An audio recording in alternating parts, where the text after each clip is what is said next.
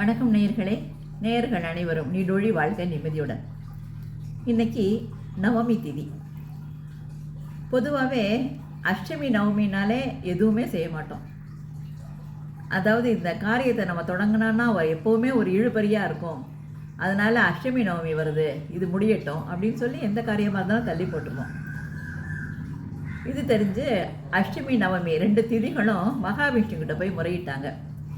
என்ன, இந்த அஷ்டமி நவமியில் எங்களோட திதியில் யாருமே எந்த காரியமும் செய்ய மாட்டேங்கிறாங்க, என்ன எங்களை புறக்கணிக்கிறாங்க, இந்த கவலையை நீங்கள் தான் போக்கணும் அப்படின்னு மகாவிஷ்ணுகிட்ட கேட்ட உடனே அவர் உங்கள் இந்த 2 பேரையும் உலகம் போற்றும் வகையில் நடக்கிற காலம் வரும் அப்படின்னு சொன்னார். அதே மாதிரி அஷ்டமி திதியில் கிருஷ்ணர் அவதரித்தார். நம்ம கோகுலாஷ்டமி, கிருஷ்ண ஜெயந்தி அப்படின்னு கொண்டாடுறோம். அதே மாதிரி நவமி திதியில் ராமர் அவதரித்தார். அதனால் நம்ம ராமநவமி அப்படின்னு சொல்லி போற்றி கொண்டாடுறோம். சரி, இந்த அஷ்டமி நவமி இதில் எதுவும் செய்யக்கூடாதுன்னு நம்ம நினச்சிட்டு இருக்கோம் இல்லையா? ஆனால் இறை அருள் பெற்ற திதிகள் இவை.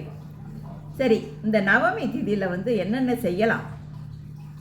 அதாவது ஜாதகத்தில் குரு பலவீனமாக இருந்தாலோ தோஷம் இருந்தாலோ நம்ம நவமி திதி அன்னைக்கு சண்டி ஹோமம் பண்ணலாம். நவமி அன்னைக்கு சண்டி ஹோமம் பண்ணுறது ரொம்பவே விசேஷம். அப்போ நடத்தலாம்.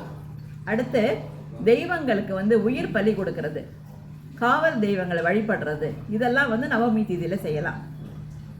அப்புறம் நம்ம எதிராளிகள், போட்டியாளர்கள், அவங்களுக்கு எதிராக ஒரு நடவடிக்கை சாத்வீகமான முறையில் எடுக்கணும்னா அதை நம்ம நவமி திதியில் செய்யலாம்.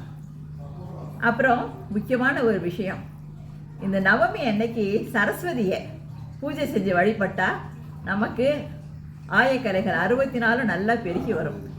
அதனால் இந்த நவமி திதியில் சரஸ்வதி வழிபாடு செய்யலாம்.